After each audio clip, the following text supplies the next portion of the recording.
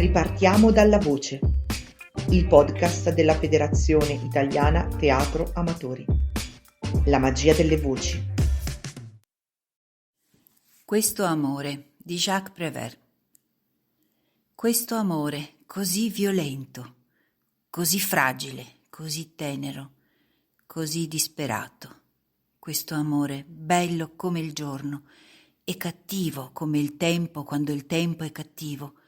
Questo amore così vero, questo amore così bello, così felice, così gaio e così beffardo, tremante di paura come un bambino al buio e così sicuro di sé come un uomo tranquillo nel cuore della notte.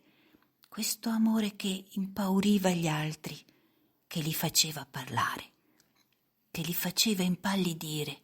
Questo amore spiato perché noi lo spiavamo, perseguitato, ferito, calpestato, ucciso, negato, dimenticato perché noi l'abbiamo perseguitato, ferito, calpestato, ucciso, negato, dimenticato.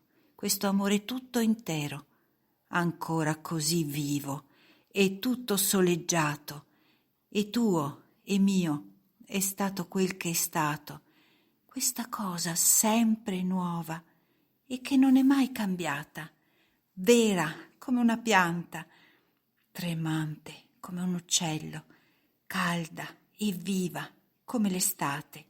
Noi possiamo tutti e due andare e ritornare, noi possiamo dimenticare e quindi riaddormentarci, risvegliarci, soffrire, invecchiare, addormentarci ancora, sognare la morte, svegliarci, sorridere e ridere e ringiovanire. Il nostro amore è là, testardo come un asino, vivo come il desiderio, crudele come la memoria, sciocco come i rimpianti, tenero come il ricordo, freddo come il marmo, bello come il giorno, fragile come un bambino. Ci guarda sorridendo e ci parla senza dir nulla.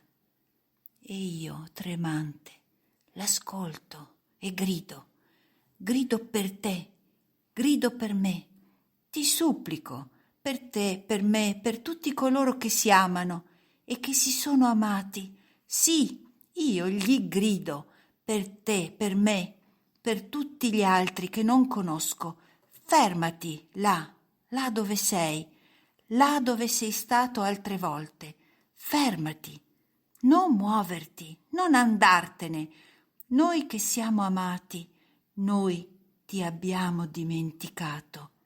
Tu non dimenticarci, non avevamo che te sulla terra, non lasciarci diventare gelidi, anche se molto lontano sempre e non importa dove, dacci un segno di vita, molto più tardi, ai margini di un bosco, nella foresta della memoria, alzati subito, tendici la mano e salvaci.